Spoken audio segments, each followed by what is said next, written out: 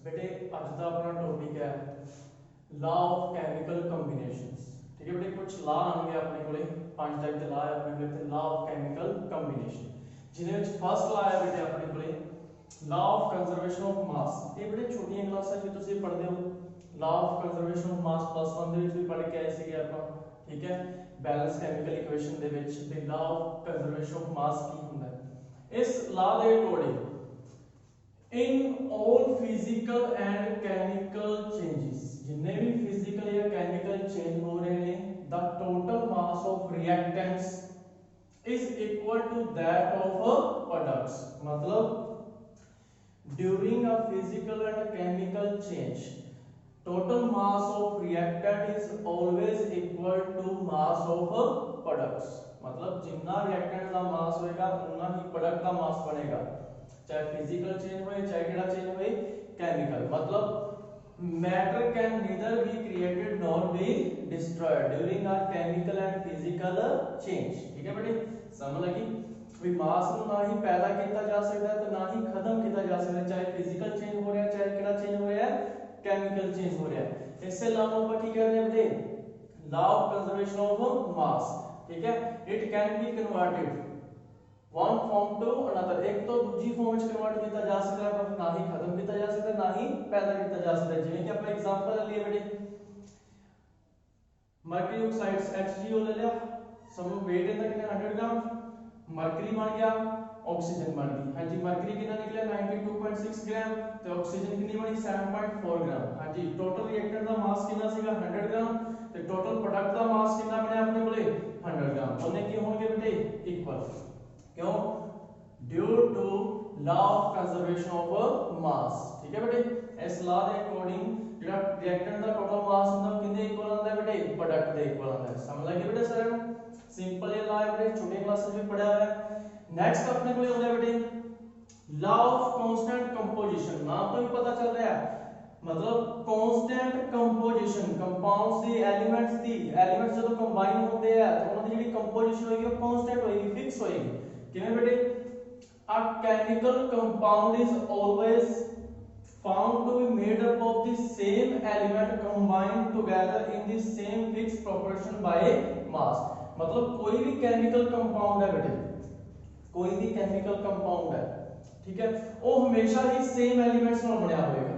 जिवें कोई भी एक ਆਪਾਂ केमिकल कंपाउंड ले लिए, समझ लो बेटे ਆਪਾਂ ले लिए थे H2O ले लिया, प्योर वाटर ले रखे H2O ले लिया। ठीक है, कोई भी केमिकली कंपाउंड ले लिया, ये हमेशा किसके नाल बनेगा सेम एलिमेंट्स नाल। वाटर हमेशा ही किसके नाल बनेगा हाइड्रोजन ते ऑक्सीजन नाल बनेगा। ठीक है बेटे, इतना समझ लग गया भी कोई भी केमिकल कंपाउंड ले लिए वो हमेशा ही सेम एलिमेंट्स नाल बनेगा। सेम एलिमेंट्स मतलब वाटर हमेशा ही किसके नाल बनेगा हाइड्रोजन ते ऑक्सीजन नाल। ये भी कार्बन ऐड करके वाटर बना सकते हैं नहीं बेटे। ठीक है, अगे कह रहे together in the same fix proportion by mass, तो हमेशा ही होता जेड़ा मास दी प्रोपोर्शन होगी रेशियो होएगा हमेशा फिक्स होएगा, की होएगा हमेशा फिक्स। जिवें कि उन बेटे वाटर का ले लिया अपन H2O, ठीक है, H2O 2:16 1:8 की बनया 1:8। भी वाटर ਆਪਾਂ ਨੂੰ ਜਿਹੜਾ ਪਾਣੀ ਹੈ ਉਹ ਬਣ ਰਿਹਾ सेम एलिमेंट ਨਾਲ हमेशा ही हाइड्रोजन ਤੇ ऑक्सीजन, तो उनकी रेशियो की है फिक्स रेशियो होगी 1:8। मतलब पानी प्योर वाटर चाहे वेल तो ले लो, रिवर तो ले लो, लेक तो ले लो, सी तो ले लो, किसी भी कंट्री च ले लो, प्योर वाटर कल एक वाटर की गल करने कोई एग्जांपल लेंगे कि कितों मर्जी ले लो किसी भी कंट्री च ले लो हमेशा ही वो किसके नाल बनया होगा हाइड्रोजन ते ऑक्सीजन नाल in same fix ratio of 1:8 by mass. ठीक है, हमेशा ही वाटर का रेशियो अपन की बनेगा बेटा 1:8 ਤੇ ਹਮੇਸ਼ਾ ਇਹਦੇ ਵਿੱਚ ਹਾਈਡਰੋਜਨ ਕੀ ਪਾਈ ਜਾਏਗੀ ਆਕਸੀਜਨ। ਠੀਕ ਹੈ ਬੇਟੇ, ਇਹ ਨਹੀਂਗਾ ਵੀ ਆਪਾਂ ਇੱਥੋਂ ਰਿਵਰ ਇੱਥੋਂ ਵਾਟਰ ਲਿਆ ਜਾਂ ਇੱਥੋਂ ਵਾਟਰ ਲਿਆ ਜਾਂ ਇੱਥੋਂ ਇਹ ਡਿਫਰੈਂਸ ਹੋਏਗਾ ਇਹਨਾਂ ਵਿੱਚ ਨਹੀਂ। ਹਮੇਸ਼ਾ ਹੀ ਜਿਹੜੇ ਕੈਮੀਕਲ ਕੰਪਾਊਂਡ ਹੁੰਦੇ ਨੇ ਉਹ ਸੇਮ ਐਲੀਮੈਂਟਸ ਤੋਂ ਬਣੇ ਹੁੰਦੇ ਨੇ ਤੇ ਸੇਮ ਹੀ ਉਹਨਾਂ ਦਾ ਰੇਸ਼ੀਓ ਹੁੰਦਾ ਹੈ ਬਾਈ ਮਾਸ। ਠੀਕ ਹੈ ਬੇਟੇ, ਫਿਕਸ ਰੇਸ਼ੀਓ ਬਾਈ ਮਾਸ। ਜਿਵੇਂ ਕਿ ਵਾਟਰ ਦੀ ਆਪਾਂ ਗੱਲ ਕਰ ਲਈ ਸੀ, ਵਾਟਰ ਜਿੱਥੋਂ ਮਰਜ਼ੀ ਲੈ ਲਿਆ ਹਮੇਸ਼ਾ ਹੀ आपको कितने रेशियो से मिलेगा 1:8। इनमें बेटे की कहते हैं लॉ ऑफ कांस्टेंट कंपोजिशन।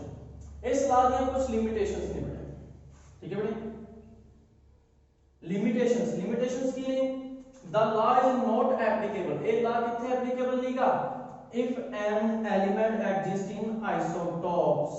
हां जी, आइसोटॉप्स पता है सबको, एलिमेंट हैविंग एटॉमिक नंबर, ठीक है, but different mass number. Atomic number की होएगा ਉਹਨਾਂ ਦਾ सेम होएगा बट मास की ਹੁੰਦਾ ਉਹਨਾਂ ਦਾ अलग अलग ਹੁੰਦਾ है। ਜਿਵੇਂ ਕਿ ਹੁਣ ਕਾਰਬਨ ਦਾ ਆਈਸੋਟੋਪ ਲੈ ਲਈ, ਕਾਰਬਨ ਦਾ ਇੱਕ ਆਈਸੋਟੋਪ ਹੁੰਦਾ 12 ਵਿੱਚ ਇੱਕ ਹੋਏਗਾ, 14 ਦੇ ਵਿੱਚ ਆਪਾਂ ਲੈ ਲਿਆ ਆਈਸੋਟੋਪ। ਹਾਂਜੀ 12 ਨਾਲ ਜਿਹੜਾ ਕਾਰਬਨ ਡਾਈਆਕਸਾਈਡ ਬਣੇਗੀ ਉਹਦਾ ਰੇਸ਼ੋ ਕੀ ਹੋਏਗਾ ਆਪਣੇ ਕੋਲੇ 12:32, ठीक है। ਕਿਹੜੇ ਰੇਸ਼ੋ ਚ ਆਏਗਾ 12:32, क्योंकि ਕਾਰਬਨ ਦਾ 12 ਲੈ ਰੱਖਿਆ ਤੇ ਆਕਸੀਜਨ ਦਾ 32 ਹੋ ਜਾਏਗਾ। ਤੇ ਜੇ ਆਪਾਂ ਕਾਰਬਨ 14 ਲੈ ਕੇ ਚੱਲਦੇ ਆ ਤੇ ਫਿਰ ਕਾਰਬਨ ਡਾਈਆਕਸਾਈਡ ਕਿਹੜੇ ਰੇਸ਼ੋ ਚ ਬਣੇਗੀ 14:32।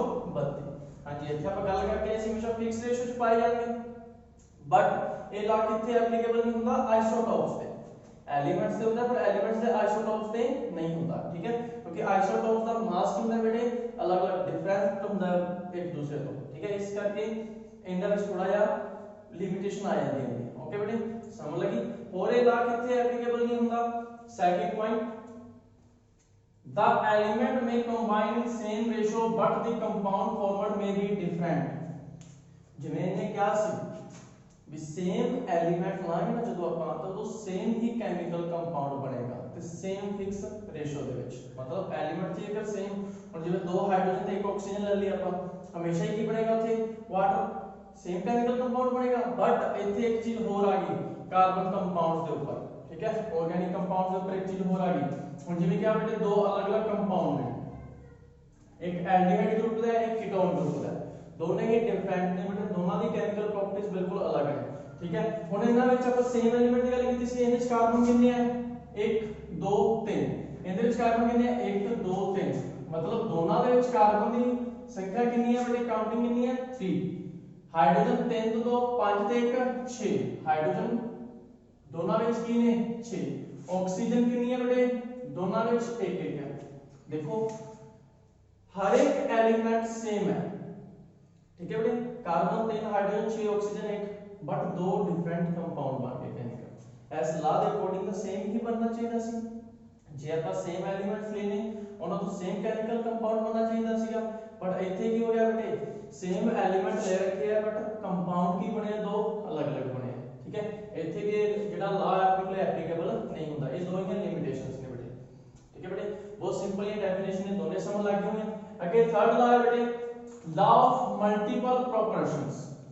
व्हेन टू एलिमेंट्स, जो कोई दो element combine to form two or more chemical compounds, दो एलिमेंट ने कंबाइन होकर दोनों ਵੱਧ कंपाउंड बना रहे हैं, then the mass of one element which combine with fixed mass of the others, दोनों में ਜਿਹੜੇ ਇੱਕ एलिमेंट ਦਾ मास होएगा, ठीक है, वो हमेशा फिक्स रहेगा, वो हमेशा की रहेगा बेटे फिक्स, दूसरे का चेंज होता रहेगा। Fix mass of the other bear a simple ratio to one another, ते एक दूसरे ਨਾਲ ਉਹਨਾਂ ਜੇ ਆਪਾਂ ਰੇਸ਼ੋ ਕੱਢਾਂਗੇ ਤਾਂ ਕੀ ਹੋਏਗਾ ਸਿੰਪਲ ਹੋਰ ਰੇਸ਼ੋ ਹੋਏਗਾ।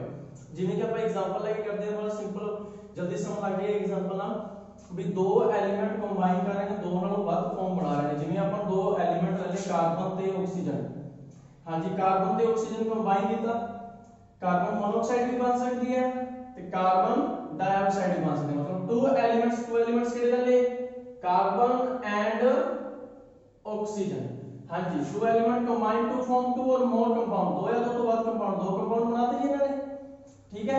Chemical compound then the mass of one of the elements which combine with a fix mass, ते जिन्हां विचों एक एलिमेंट दा जेहड़ा मास होएगा वो हमेशा की रहेगा फिक्स।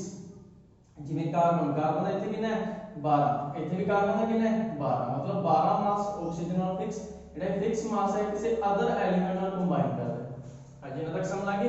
ते जेड़ा दूसरा होएगा, दूसरा एलिमेंट होएगा वो आपके सिंपल रेशियो दे विच कंबाइन करेगा, किने विच कंबाइन करेगा आपके सिंपल रेशियो। जिवें कि ऑक्सीजन दा इथे कितना सी 16, इथे कितना सी 32, ठीक है। ऑक्सीजन बी दा सिंपल रेशियो 16:32, तो की आ जाएगा 1:2। हां जी हुन समझ लगी सारे को। व्हेन टू एलिमेंट्स कार्बन और ऑक्सीजन हो गया combine to form two or more chemical compound, मतलब कार्बन मोनोऑक्साइड बनाती है, कितना दी कार्बन डाइऑक्साइड बनाती, then the mass of one element which combine with a fix mass, एक एलिमेंट का जेड़ा मास होएगा वो फिक्स रहेगा, मतलब 12 12 रहेगा, ठीक है, ऑफ द अदर दूसरे के मुकाबले। तो जेड़ा दूसरा होएगा other bear a simple ratio to one another, जेड़ा दूसरा होएगा सिंपल रेशियो चलेगा, जिवें कि oxygen bear a simple ratio 16 सी 32, 16:32 की बन गया 1:2, ये सिंपल रेशियो होता है। ठीक है बेटे, ये अलाउ मल्टीपल प्रोपोर्शंस। ठीक है बेटे, इनमें कुछ लिमिटेशंस हैं। किन इनमें limitations? The law fails when applied to some organic compounds. कुछ ऑर्गेनिक कंपाउंड पर जो अप्लाई करते हैं तो फेल होता है। जिਵੇਂ कि ਆਪਾਂ ਇੱਥੇ ਲੈ ਲਿਆ बेटे C4H10 ब्यूटेन ले लिया, C5H12 पेंटेन ले लिया। ਹੁਣ ਜਦੋਂ ਇਹਨਾਂ ਵਿੱਚ ਆਪਾਂ ਰੇਸ਼ੋ ਕੱਢਾਂਗੇ ਹਾਈਡਰੋਜਨ ਦੀ, ठीक है, ਤੇ ਹੋਲ ਨੰਬਰ ਨਹੀਂ ਆਏਗੀ, ਇਹ ਆਏਗੀ 2.5 ਜਾਂ 2.4 ਸਮਥਿੰਗ ਆਏਗੀ। ਸਿੰਪਲ ਹੋਲ ਰੇਸ਼ੋ ਨਹੀਂ ਆਏਗੀ। ਤਾਂ ਆਪਾਂ ਇਹਦੇ ਵਿੱਚ ਇਹੀ ਪੜ੍ਹ ਕੇ ਆਏ ਆ ਵੀ ਸਿੰਪਲ ਹੋਲ ਰੇਸ਼ੋ ਬਣੇਗਾ। ਕੀ ਬਣੇਗਾ? Simple whole ratio. ਇਹਨਾਂ ਵਿੱਚ ਸਿੰਪਲ ਹੋਲ ਰੇਸ਼ੋ ਨਹੀਂ ਬਣੇਗਾ। ਇਹ ਪੁਆਇੰਟਾਂ ਦੇ ਵਿੱਚ ਆਣਗੇ ਜਦੋਂ ਇਹਨਾਂ ਨੂੰ ਆਪਾਂ ਦੇਖਾਂਗੇ। ਠੀਕ ਹੈ, ਇਹਨਾਂ ਦਾ ਰੇਸ਼ੋ ਚੈੱਕ ਕਰਾਂਗੇ ਤਾਂ। ਠੀਕ ਹੈ, ਇਹ ਆਰਗੇਨਿਕ ਕੰਪਾਊਂਡਸ ਦੇ ਵਿੱਚ ਐਪਲੀਕੇਬਲ ਨਹੀਂ ਹੈਗਾ। Non stoichiometric compounds do not follow the law. ਜਿਹੜੇ नॉन स्टिकियोमेट्रिक ਹੁੰਦੇ, स्टिकियोमेट्रिक ਜਿਹੜੇ ਫਿਕਸ ਰੇਸ਼ੋ ਦੇ, नॉन स्टिकियोमेट्रिक ਜਿਹਨਾਂ ਦਾ ਰੇਸ਼ੋ ਫਿਕਸ ਨਹੀਂ ਹੁੰਦਾ, ਹੋਲ ਨੰਬਰ ਚ ਨਹੀਂ ਹੁੰਦਾ। ਜਿਵੇਂ ਕਿ Fe 0.93 मतलब आयरन ਤੇ ਇੰਨੇ ਮਾਸ ਨਾਲ ਕੰਬਾਈਨ ਕੀਤਾ ਹੈ ਆਕਸੀਜਨ ਨਾਲ। ठीक है, ਇੰਨੇ ਪਾਰਟੀਕਲ ਇੰਨੇ ਮੋਲੀਕੂਲ ਕੰਬਾਈਨ ਕੀਤੇ ਨੇ, ਇੰਨੇ ਮਾਸ ਨਾਲ ਕੰਬਾਈਨ ਕੀਤਾ ਆਕਸੀਜਨ ਨਾਲ। एक सिंपल होल रेशियो नहीं है। 0.93 एक सिंपल होल रेशियो नहीं है। ठीक है, होल रेशियो नहीं है, होल नहीं, होल नंबर नहीं है। ठीक है बेटे, ये दो इनमें लिमिटेशन आ गई। ऐसे अपने बोले थर्ड लॉ। फोर्थ लॉ बेटे law of reciprocal proportions. Law of reciprocal proportion बहुत सिंपल है लॉ है बेटे। जिਵੇਂ कि ਇਹਨਾਂ ਦੇ ਆਪਾਂ ਡੈਫੀਨੇਸ਼ਨ ਵਿਦ एग्जांपल करते हैं तो जल्दी जल्दी समझ लग जाएगी। उसी तरह ही है बेटा अपने कोल fourth law. Law of reciprocal proportion ਦੇ ਵਿੱਚ ਕੀ ਹੈ? The ratio of the masses of two elements। दो एलिमेंट ले ले बेटा, ਉਹਨਾਂ ਦੇ ਮਾਸ ਦਾ ਰੇਸ਼ੋ। एलिमेंट कहते हैं दो A and B which combine separately with a fixed mass of the third element C is either same or some simple multiple of the ratio of the masses in which A and B combine directly with each other। ठीक है बेटे, बहुत simple ही definition है। Example करांगे जिਵੇਂ ਆਪਾਂ ਇਹਦਾ example पढ़िया, example ਕੀਤਾ ਸੀ ਨਾਲ ਨਾਲ डेफिनेशन लाइन बाय लाइन पढ़ी ਸੀ, जल्दी समझ लाएंगे। ਇਹਦਾ भी ਆਪਾਂ करके देख लेंगे बेटे। ठीक है, एग्जांपल करते हैं। तीन एलिमेंट ने बेटा अपने को। ठीक है, एक कार्बन ले लिया अपन, एक ऑक्सीजन ले लिया, एक ले लिया अपन हाइड्रोजन। ठीक है बेटे, ठीक है, इन्हें the ratio of masses of two elements A and B। A ते B कोई दो अपने कोले एलिमेंट ने which combine separately। ये दोनों कंबाइन कर रहे हैं सेपरेटली, अलग तो कंबाइन कर रहे हैं with the fixed mass of third element C। third element C ਦਾ। हाँ जी, ये दो ਹੁਣ तक इतने तक लाइन समझ लग गई होनी भी दो एलिमेंट सेपरेटली कंबाइन कर रहे हैं fix mass of element C। ठीक है, इनमें बनेगा, ये बनेगा CH4, इथे 12, इथे 4। इनमें कंबाइन करके की बनेगा ये H2O, इथे 2, इथे की हो गया 16। ठीक है बेटे, ये बन गया अपने को CH4 H2 12:4 की बनया 3:1, 2:16 की बनया 1:8। ये चीज बन गई बेटे अपने को।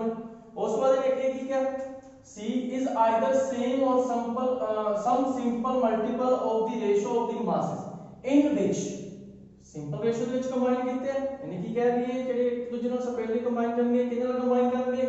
ਸਿੰਪਲ ਰੇਸ਼ੋ ਦੇ ਵਿੱਚ। ਤੇ ਸਿੰਪਲ ਰੇਸ਼ੋ ਦੇ ਵਿੱਚ ਕੰਬਾਈਨ ਕੀਤੇ हैं। ਅੱਗੇ ਲਾਈਨ ਕੀ ਹੈ? in which A and B combine directly with each other। ਤੇ ਜਿਹੜਾ A ਤੇ B ਵੀ ਇੱਕ ਦੂਜੇ ਨਾਲ ਡਾਇਰੈਕਟਲੀ ਕੰਬਾਈਨ ਕਰਨਗੇ CO2, ਤੇ ਇਹ ਵੀ ਕੀ ਬਣਨਗੇ? Simple whole ratio. ਇਹਨਾਂ ਦਾ ਜਿਹੜਾ ਸਿੰਪਲ ਹੋਲ ਰੇਸ਼ੋ ਹੋਏਗਾ ਉਸੇ ਵਿੱਚ ਹੀ ਕੰਬਾਈਨ ਕਰਨਗੇ। ਜਿਵੇਂ ਕਾਰਬਨ ਹਾਈਡਰੋਜਨ ਕਿਹੜੇ ਰੇਸ਼ੋ ਚ ਕੰਬਾਈਨ ਕੀਤਾ ਹੈ उसे कार्बन ऑक्सीजन ਨਾਲ ਕੰਬਾਈਨ करेगा। ਜਿਵੇਂ ਕਿ ਆਪਾਂ ਕਰਕੇ ਦੇਖ ਰਹੇ ਹਾਂ, ਕਿੰਨਾ ਹੋ ਜਾਏਗਾ ਬੇਟੇ?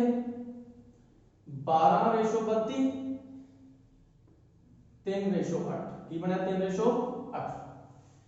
हाँ जी, हम देखो भी दो सेपरेटली दो एलिमेंट सेपरेटली मिक्स हो रहे हैं, मतलब कि कंबाइन कर रहे हैं किन थर्ड एलिमेंट C हाइड्रोजन नाल किन नाल कंबाइन कर रहे हैं सिंपल रेशो ਦੇ ਵਿੱਚ 3:1, 1:8। ठीक है, ਇੱਥੇ ਆਪਾਂ ਕਿੰਨਾ ਲੈ ਲਿਆ 12, ਇੱਥੇ ਕਿੰਨਾ ਲੈ ਲਿਆ 4, ਇੱਥੇ ਕਿੰਨਾ ਲੈ ਲਿਆ 16, ਇੱਥੇ ਕਿੰਨਾ ਲੈ ਲਿਆ 2, क्योंकि 2:16, 4 12:4। ठीक है, ਤੇ ਕੀ ਬਣ ਗਿਆ 3:1 ਸਿੰਪਲ ਰੇਸ਼ੋ ਚ ਕੰਬਾਈਨ ਕੀਤਾ। ਇੱਥੇ ਵੀ ਸਿੰਪਲ ਰੇਸ਼ੋ ਚ ਕੰਬਾਈਨ ਕੀਤਾ। ਜਦੋਂ ਇਹ ਦੂਸਰੇ ਜਦੋਂ ਇਹ ਦੋਨੇ ਕਿਸੇ ਤੀਸਰੇ ਐਲੀਮੈਂਟ ਨਾਲ ਕੰਬਾਈਨ ਕਰ ਰਹੇ ਆ ਤੇ ਸਿੰਪਲ ਰੇਸ਼ੋ ਦੇ ਵਿੱਚ ਕੰਬਾਈਨ ਕਰ ਰਹੇ ਤੇ ਜਦੋਂ ਇਹ ਆਪਸ ਵਿੱਚ ਵੀ ਕੰਬਾਈਨ ਕਰਨਗੇ ਉਦੋਂ ਵੀ ਕੀ ਬਣਾਉਣਗੇ ਸਿੰਪਲ ਰੇਸ਼ੋ। ਜਿਹੜਾ ਰੇਸ਼ੋ ਨਾਲ ਇਹਨਾਂ ਨਾਲ ਕੰਬਾਈਨ ਕੀਤਾ ਸੀ ਉਹੀ ਰੇਸ਼ੋ ਨਾਲ ਇਹ ਆਪਸ ਵਿੱਚ ਕੰਬਾਈਨ ਕਰਨਗੇ। ਜਿਵੇਂ ਕਿ ਦੇਖੋ ਕਾਰਬਨ ਨੇ ਤੇ ਕਿੰਨੇ ਰੇਸ਼ੋ ਵਿੱਚ ਕੰਬਾਈਨ ਕੀਤਾ ਸੀ 3, ਆਕਸੀਜਨ ਨੇ ਤੇ ਕਿੰਨੇ ਰੇਸ਼ੋ ਵਿੱਚ ਕੰਬਾਈਨ ਕੀਤਾ ਸੀ 8। ਤੇ ਜਦੋਂ ਕਾਰਬਨ ਤੇ ਆਕਸੀਜਨ ਆਪਸ ਵਿੱਚ ਵੀ ਕੰਬਾਈਨ ਕਰਨਗੇ ਤੇ ਕੀ ਬਣਾ ਰਹੇ ਨੇ 3:8 3:8। ਇੱਧਰ ਵੀ ਤੇ ਸਿੰਪਲ ਹੋਰ ਰੇਸ਼ੋ ਦੇ ਵਿੱਚ ਸੀਗੇ ਤੇ ਜਦੋਂ ਇਹ ਆਪਸ ਵਿੱਚ ਵੀ ਕੰਬਾਈਨ ਕਰਨਗੇ ਇਹ ਵੀ ਸੇਮ ਰੇਸ਼ੋ ਨਾਲ ਕੰਬਾਈਨ ਕਰਨਗੇ 3:8। ਠੀਕ ਹੈ ਬੇਟੇ, ਇੱਥੇ ਹੋ ਗਿਆ 12, ਇੱਥੇ ਹੋ ਗਿਆ 32। ठीक है जी, ਹੁਣ ਸਮਝ ਲੱਗੀ ਇਸ ਲਾ ਦੀ ਲਾ ਆਫ ਰੈਸਿਪਰੋਕਲ ਪ੍ਰੋਪਰੇਸ਼ਨ। मतलब कि ਇਹ ਸਾਰੀ ਚੀਜ਼ ਹੋਈ ਆਪਣੇ ਕੋਲੇ ਵੀ ਦੋ ਐਲੀਮੈਂਟ ਜਦੋਂ ਸੈਪਰੇਟਲੀ ਕਿਸੇ ਥਰਡ ਐਲੀਮੈਂਟ ਨਾਲ ਕੰਬਾਈਨ ਕਰਦੇ ਤਾਂ ਸਿੰਪਲ ਰੇਸ਼ੋ ਦੇ ਵਿੱਚ ਕੰਬਾਈਨ ਕਰਨਗੇ ਤੇ ਜਿਹੜਾ ਇਹਨਾਂ ਦਾ ਸਿੰਪਲ ਰੇਸ਼ੋ ਹੋਏਗਾ ਤੇ ਜਦੋਂ ਇਹ ਆਪਸ ਵਿੱਚ ਕੰਬਾਈਨ ਕਰਨਗੇ ਉਹੀ ਸਿੰਪਲ ਰੇਸ਼ੋ ਫੋਲੋ ਕਰਨਗੇ। ਠੀਕ ਹੈ ਬੇਟੇ, ਇਹ ਦਾ ਐਗਜ਼ਾਮਪਲ ਹੋ ਗਿਆ। ਬਹੁਤ ਹੀ ਸਿੰਪਲ ਜਿਹੇ ਸੀਗੇ ਬੇਟੇ, ਜਿਹੜੇ ਚਾਰੇ ਲਾ ਆਪਾਂ ਕੀਤੇ, ਇੱਕ ਲਾ ਰਹਿ ਗਿਆ ਆਪਣਾ। ਠੀਕ ਹੈ, ਗੈਸਿਸ ਲਾ ਰਹਿ ਚੁੱਕਿਆ ਆਪਣਾ, ਉਹ ਆਪਾਂ ਨੈਕਸਟ ਸੈਸ਼ਨ ਕਰਾਂਗੇ ਆਪਾਂ। ਠੀਕ ਹੈ ਬੇਟੇ, ਨੈਕਸਟ ਵੀਡੀਓ ਦੇ ਵਿੱਚ ਕਰ ਲਾਂਗੇ। आई होप ਤੁਹਾਨੂੰ ਅੱਜ ਦੇ ਟੌਪਿਕ ਵਧੀਆ ਸਮਝ ਲੱਗੇ